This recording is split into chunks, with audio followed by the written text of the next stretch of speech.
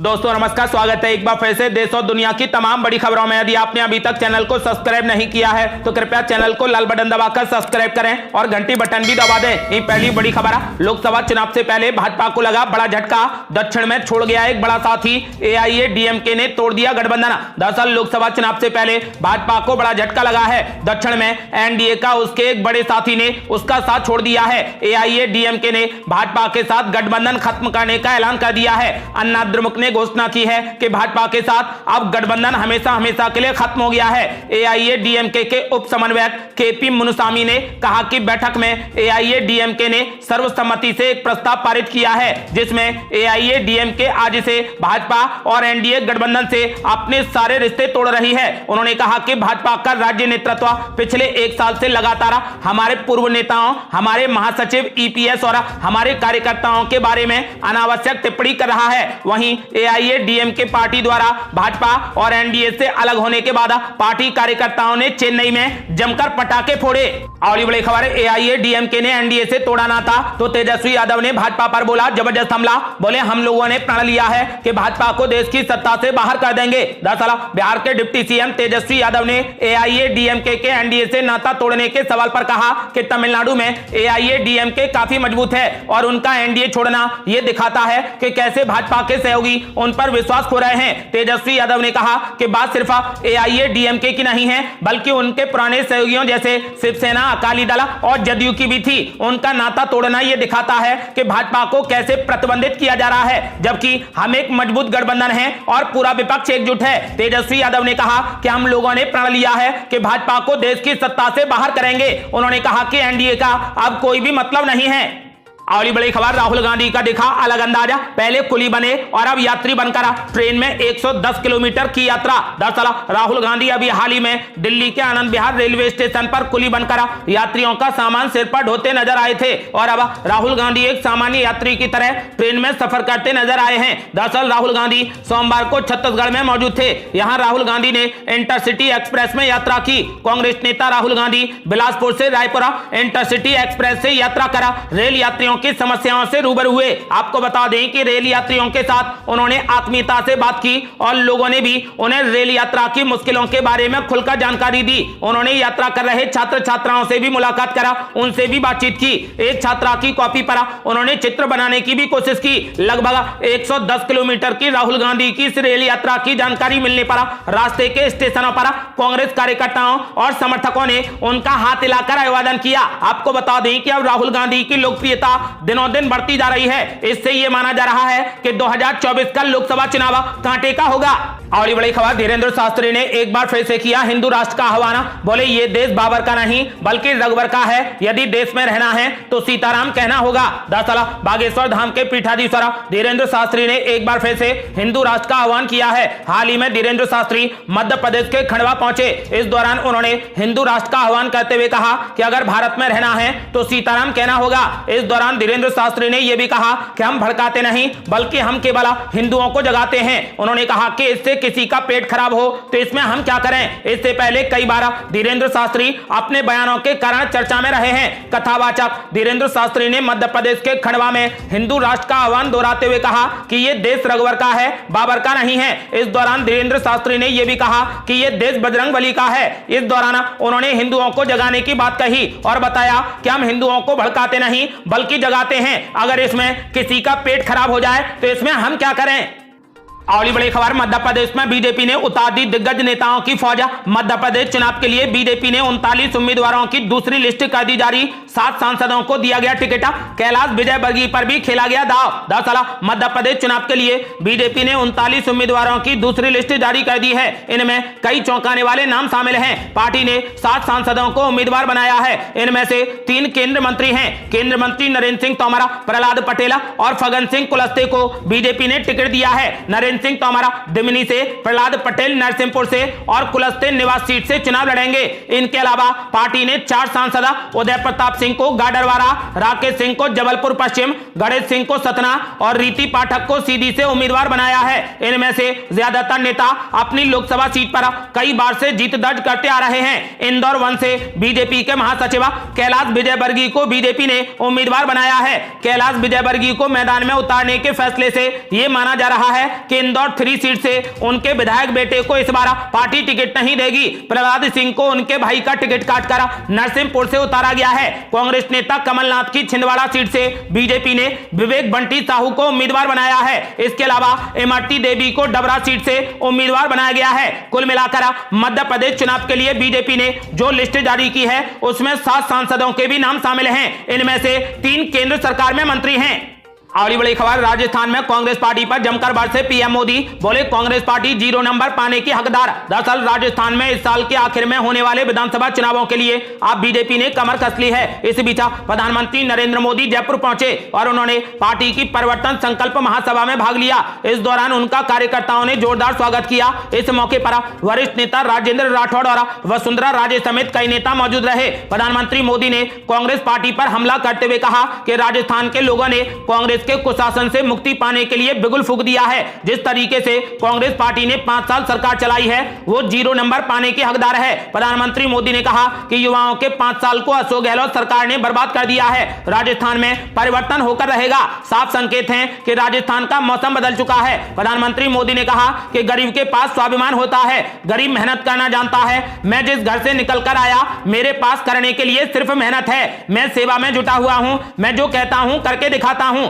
इसीलिए मेरी गारंटी में दम होता है। पीएम मोदी ने कहा कि मैं हवा में कुछ नहीं कहता हूं। बीते 9 साल का यही मेरा ट्रैक रिकॉर्ड है। प्रधानमंत्री मोदी ने महिला आरक्षण का जिक्र करते हुए कहा कि माताओं बहनों की उम्मीद को आपके वोट की ताकत ने उन्हें 33% आरक्षण दिलवा दिया। उन्होंने दावा किया कि कांग्रेस की कभी नियत नहीं थी कि वो महिलाओं को सशक्त करे। कांग्रेस पार्टी ये काम 30 साल पहले कर सकती थी। सच्चाई ये है कि कांग्रेस कभी नहीं चाहती थी कि महिलाओं को 33% आरक्षण मिले। बिल के समर्थन में मन से नहीं बल्कि आप सभी महिलाओं के दबाव के कारण आए हैं। प्रधानमंत्री मोदी ने कहा कि कांग्रेस और इसके घमंडिया गठबंधन के साथी महिला आरक्षण के घोर विरोधी हैं। नारी को सशक्त करने के इतने बड़े फैसले को भी भटकाने में लगे हैं। जिन्होंने यूपीए सरकार के दौरान इस बिल को रोका वो अभी भी कांग्रेस पार्टी पर दबाव बना रहे हैं। प्रधानमंत्री मोदी ने कहा कि इन्होंने ये कहा है कि ये सनातन को मिटा देंगे। घमंडिया गठबंधन को इसका नुकसान उठाना पड़ेगा, वे जड़ से खत्म हो जाएंगे। प्रधानमंत्री मोदी ने कहा कि जहां लाल डायरी में काली करतूतें हो वहां कौन पैसा लगाना चाहेगा। जहां सरेआम गला काटने की घटनाएं हो और सरकार मजबूर हो वहां निवेश कैसे हो सकता है। प्रधानमंत्री मोदी ने कहा कि जो सरकार बहनों और बेटियों को सुरक्षा नहीं दे सकती उस सरकार का जाना तय है। प्रधानमंत्री मोदी ने राजस्थान की जनता से बीजेपी को आशीर्वाद देने की अपील की है।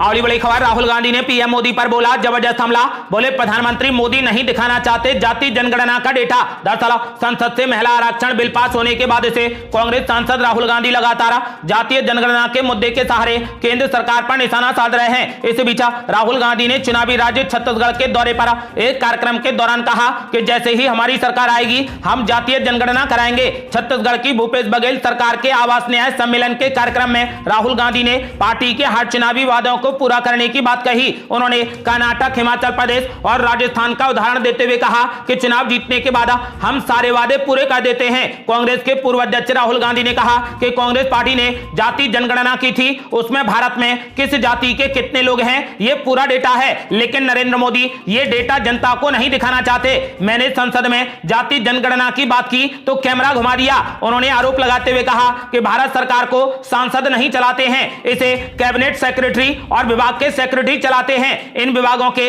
90 सेक्रेटरी हर योजना पर फैसला लेते हैं। उन्होंने कहा कि नरेंद्र मोदी सरकार के इन 90 लोगों में पिछड़े वर्ग के केवल 3 लोग हैं। राहुल गांधी ने सवाल खड़े करते हुए कहा कि क्या हमारे देश में सिर्फ 5% ओबीसी हैं। उन्होंने कहा कि इस सवाल का जवाब सिर्फ जाति जनगणना से मिल सकता है। उन्होंने कहा कि जिस तरीके से मरीज को चोट लगने पर डॉक्टर एक्सरे कराता है उसी तरीके से जाति जनगणना भारत का एक्सरे है। इसमें पता चल जाएगा कि देश में ओबीसी, दलित, आदिवासी, महिलाएं और सामान्य जाति के कितने लोग हैं। राहुल गांधी ने कहा कि एक बार यह डेटा सबके सामने होगा तो देश सब लोगों को भागीदारी देकर आगे चल पाएगा। उन्होंने कहा कि अगर ओबीसी, दलितों, आदिवासियों को भागीदारी देनी है तो जाति जनगणना करानी ही पड़ेगी। उन्होंने कहा कि अगर ऐसा नहीं हुआ तो हमारी सरकार आएगी तब हम जाति जनगणना कराएंगे। राहुल गांधी ने अन्य राज्यों की कांग्रेस सरकारों का उदाहरण देते हुए कहा कि हम जो भी वादे करते हैं वो चुनाव के तुरंत बाद पहले ही कैबिनेट में ही पूरे कर दिए जाते हैं। उन्होंने मोदी सरकार पर हमला करते हुए कहा कि हम 15 लाख रुपए देने का झूठा वादा नहीं करते हैं। अगली बड़ी खबर, असदुद्दीन ओवैसी ने राहुल गांधी को वायनाड सीट छोड़कर हैदराबाद से चुनाव लड़ने की दे डाली खुली चुनौती, तो कांग्रेस पार्टी ने बोला जबरदस्त हमला। दरअसल असदुद्दीन ओवैसी की ओर से राहुल गांधी को निशाना बनाए जाने के एक दिन बाद कांग्रेस पार्टी ने पलटवार किया है। असदुद्दीन ओवैसी ने एक रैली से कांग्रेस नेता राहुल गांधी को लोकसभा चुनाव वायनाड छोड़कर हैदराबाद से लड़ने की चुनौती दी थी। इस पर कांग्रेस प्रवक्ता सुप्रिया श्रीनेत ने पलटवार करते हुए ओवैसी को तेलंगाना की सभी सीटों से चुनाव लड़ने के लिए चैलेंज कर दिया है। कांग्रेस प्रवक्ता सुप्रिया श्रीनेत ने कहा कि ओवैसी को हमारा चैलेंज है कि वो तेलंगाना की सारी सीटों पर चुनाव लड़कर दिखा दें। उन्होंने कहा कि ओवैसी बिहार और उत्तर प्रदेश में किसकी मदद करने आते हैं ये हर कोई जानता है। इसके अलावा संदीप दीक्षित ने भी ओवैसी पर जबरदस्त हमला बोला। उन्होंने कहा कि किसी गैर मुस्लिम सीट पर चुनाव लड़कर दिखा दें, ओवैसी को अपनी हैसियत पता चल जाएगी। अगली बड़ी खबर, पूर्व मंत्री संतोष सुवर्ण ने मुख्यमंत्री नीतीश कुमार पर बोला जबरदस्त हमला। बोले इंडिया गठबंधन में नीतीश कुमार को कोई भी प्रधानमंत्री उम्मीदवार बनाने को तैयार नहीं। दरअसल पूर्व मंत्री संतोष कुमार सुवर्ण ने कहा कि नीतीश कुमार ने इंडिया गठबंधन को बनाने के लिए पूरे देश का दौरा किया है, तो उनके अंदर भी प्रधानमंत्री बनने की चाहत है, और अगर नहीं बन रहे हैं तो उनके लिए दुर्भाग्यपूर्ण है। उन्होंने कहा कि हम लोग तो उनके शुभचिंतक हैं और समर्थक रहे हैं, हम लोग भी चाहते हैं। पूर्व मंत्री संतोष कुमार सुवर्ण ने कहा कि नीतीश कुमार प्रधानमंत्री बनने के लिए 2014 में भी सोचे थे, क्या हासिल हुआ कि 2 सीट पर आ गए, और फिर आज भी सोच रहे हैं। वो खुद नहीं बोलकर किसी दूसरे नेता से बुलवा रहे हैं। उन्होंने कहा कि जेडीयू नेता महेश्वर हजारी नीतीश कुमार की बात बोल रहे हैं, लेकिन उनकी जमीन खिसक चुकी है, उनको कोई भी प्रधानमंत्री उम्मीदवार नहीं बना रहा है। उन्होंने कहा कि इंडिया गठबंधन में प्रधानमंत्री बनने की नहीं बल्कि प्रधानमंत्री उम्मीदवार बनने के लिए होड़ मची है। उन्होंने कहा कि जब प्रधानमंत्री उम्मीदवार बनने की क्षमता ही नहीं है तो प्रधानमंत्री मोदी से तुलना नहीं की जा सकती है। अगली बड़ी खबर, विप्लव देव ने कांग्रेस पार्टी पर बोला जबरदस्त हमला। बोले राहुल गांधी की मोहब्बत की दुकान में भरा पड़ा है गाली गलौज का सामान, कांग्रेस पार्टी का नामो निशान मिटा देगी जनता। दरअसल हरियाणा में चुनावी सरगर्मियां तेज हो गई हैं, इसके साथ ही वार प्रत्यारोप का दौर भी शुरू हो गया है। हरियाणा कांग्रेस प्रदेशाध्यक्ष उदय भान के प्रधानमंत्री मोदी पर दिए गए बयान को लेकर बीजेपी लगातार हमलावर है। बीजेपी के प्रदेश प्रभारी विप्लव कुमार देव ने उदय भान के बयान को लेकर कांग्रेस पर निशाना साधा है। विप्लव कुमार देव ने कहा कि कांग्रेस की वास्तविकता सामने आ गई है, कांग्रेस एक डूबता जहाज है, उसकी नियत में खोट है। अब 2024 के चुनाव में जनता कांग्रेस का नामो निशान मिटा देगी। बीजेपी प्रदेश प्रभारी विप्लव कुमार देव ने कहा कि राहुल गांधी की मोहब्बत की दुकान में गाली गलौज का सामान भरा पड़ा है। उन्होंने कहा कि 2024 के महायुद्ध में बीजेपी सभी हरियाणा की 10 सीटों पर जीत दर्ज करेगी। उन्होंने कहा कि नरेंद्र मोदी तीसरी बार प्रधानमंत्री बनेंगे। अगली बड़ी खबर, कांग्रेस पार्टी ने बीजेपी पर बोला जबरदस्त हमला। कहा जांच एजेंसियों का डर दिखाकर नेताओं को तोड़ने की हो रही साजिश। दरअसल कांग्रेस विधायक प्रदीप यादव ने झारखंड के मुख्यमंत्री हेमंत सोरेन को ईडी के द्वारा चौथी बार समन भेजने पर बीजेपी पर निशाना साधा है। उन्होंने कहा कि बीजेपी प्रेशर पॉलिटिक्स बनाकर अपने पक्ष में करना चाहती है। केंद्र की बीजेपी सरकार पर आरोप लगाते हुए विधायक प्रदीप यादव ने कहा कि जो बीजेपी की बात नहीं सुनते हैं उन्हें सीबीआई, ईडी और आईटी का डर दिखाते हैं। बीजेपी के प्रदेश स्तर के नेता इन मुद्दों को लेकर जनता के बीच में भ्रम की स्थिति पैदा करते हैं, जिससे चुनाव में उन्हें इसका फायदा मिल सके। आपको बता दें कि उन्होंने कहा कि बीजेपी चाहती है कि देश में एक ताकतवर गठबंधन करा उभरी इंडिया गठबंधन को कैसे तोड़ा जाए। उन्हें डर है कि वे 2024 में हार जाएंगे। प्रदीप यादव ने कहा कि यही वजह है कि हार के डर से घबराई बीजेपी झारखंड, छत्तीसगढ़ सहित अन्य राज्यों के मुख्यमंत्री और उनके ओएसडी और करीबियों पर सीबीआई, ईडी और आईटी जैसे स्वतंत्र एजेंसियों का दुरुपयोग कर छापेमारी का अभियान चला रही है। प्रदीप यादव ने कहा कि मेरे यहां भी आईटी और ईडी की छापेमारी हुई है। उन्होंने कहा कि बीजेपी के नेता ऐसे मुद्दों को जनता के बीच में लेकर जाते हैं और उन्हें बरगलाते हैं, जिससे आगामी चुनावों में उनको इसका सीधा फायदा मिल सके। अगली बड़ी खबर, छुट्टा पशुओं से किसानों को मिलेगी बड़ी राहत। गन्ना बकाये पर भी एक्शन की तैयारी। भारतीय किसान यूनियन के नेताओं से मिले मुख्यमंत्री योगी आदित्यनाथ। दरअसल यूपी में आवारा पशुओं से परेशान किसानों को राहत के लिए योगी सरकार बड़ा कदम उठाने जा रही है। आवारा पशुओं के पुनर्वास और देखरेख के लिए प्रत्येक जिले में एक आईएएस अधिकारी को नोडल अधिकारी नामित किया जाएगा। मुख्यमंत्री योगी आदित्यनाथ ने सोमवार को अपने सरकारी आवास पर वार्ता के लिए आए भारतीय किसान यूनियन के प्रतिनिधि मंडल को उनकी मांगों पर विचार का आश्वासन दिया है। यह भी कहा है कि नए सत्र में चीनी मिलों के चलने से पहले गन्ने का मूल्य बढ़ा दिया जाएगा। उन्होंने यह भी कहा कि जिन चीनी मिलों पर किसानों का गन्ना मूल्य बकाया है उन सभी चीनी मिलों को संचालन शुरू होने से पहले बकाये का भुगतान करना होगा। इसके अलावा मुख्यमंत्री योगी आदित्यनाथ ने यह भी स्पष्ट शब्दों में कहा है कि किसानों को बिजली बिल पर 100% अनुदान दिए जाने की घोषणा पर वे कायम हैं। 2 महीने के भीतर कृषि का पृथक फीडर काम करने लगेगा, जिससे यह बिल वाली समस्या नहीं रह जाएगी और निजी नलकूप पर कोई भी बिल जनरेट नहीं होगा।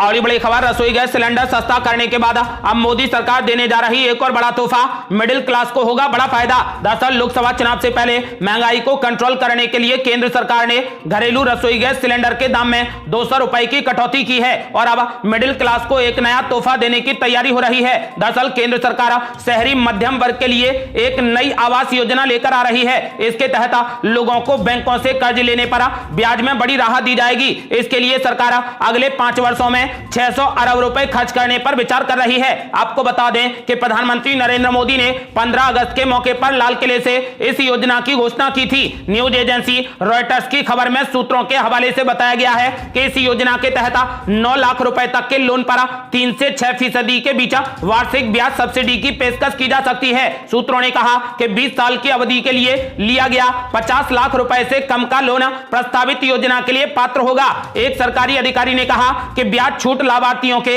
होम लोन अकाउंट में एडवांस के तौर पर जमा कर दी जाएगी। यह योजना साल 2028 तक के लिए लागू की जा सकती है। अगली बड़ी खबर है, ओपी राजभर ने अखिलेश यादव पर बोला जोरदार हमला, बोले पिछड़ों का हक लूटने वाली पार्टी है सपा। दरअसल सुभाषपा के राष्ट्रीय अध्यक्ष ओम प्रकाश राजभर ने एक बार फिर समाजवादी पार्टी के प्रमुख अखिलेश यादव पर जोरदार निशाना साधा। ओपी राजभर ने कहा कि समाजवादी पार्टी पिछड़ों का हक लूटने वाली पार्टी है। सभी विपक्षी पार्टियां एकजुट हो भी जाएं तब भी अगले चुनाव में भाजपा को सत्ता में आने से नहीं रोक पाएंगी। राजभर ने सरकार की उपलब्धियां गिनाते हुए कहा कि समाजवादी पार्टी गरीबों का हक लूटने वाली पार्टी है। लोगों से समर्थन मांगते हुए उन्होंने कहा कि आप हमें वोट दो और हम आपको अधिकार देंगे। उन्होंने बेटी बचाओ बेटी पढ़ाओ के स्लोगन पर भी जोर दिया और कहा कि बेटी और बेटे में फर्क ना करें, बच्चों को अच्छी शिक्षा दें जिससे वो समाज में अपनी आवाज को बुलंद कर सकें। अगली बड़ी खबर, जल्दी बदल लें 2000 रुपए के नोट, 5 दिनों में खत्म हो जाएगी डेडलाइन। दरअसल अब सितंबर खत्म होने को आया है और इसी के साथ चलन में मौजूद सबसे बड़े 2000 रुपए के नोटों को बदलने की डेडलाइन भी आ गई है। रिजर्व बैंक ऑफ इंडिया यानी आरबीआई ने इसके लिए 30 सितंबर की अंतिम तारीख तय की है, जिसमें सिर्फ 5 दिनों का वक्त बचा है। अगर आपने अभी तक 2-2 हजार रुपए के नोट नहीं बदले हैं तो तुरंत अपने नजदीकी बैंक में जाइए और नोट बदल लीजिए। आपको बता दें कि फिलहाल इसकी डेडलाइन 30 सितंबर है, यानी 30 सितंबर के बाद 2000 रुपए के नोट नहीं बदले जाएंगे। ये थी अब तक की बेहद बड़ी खबरें। रोजाना की ताजा खबरों को जानने और हमसे जुड़ने के लिए चैनल को लाल बटन दबाकर सब्सक्राइब करें और घंटी बटन भी दबा दें। जल्दी मिलते हैं बड़ी अपडेट के साथ, तब तक के लिए जय हिंद जय भारत।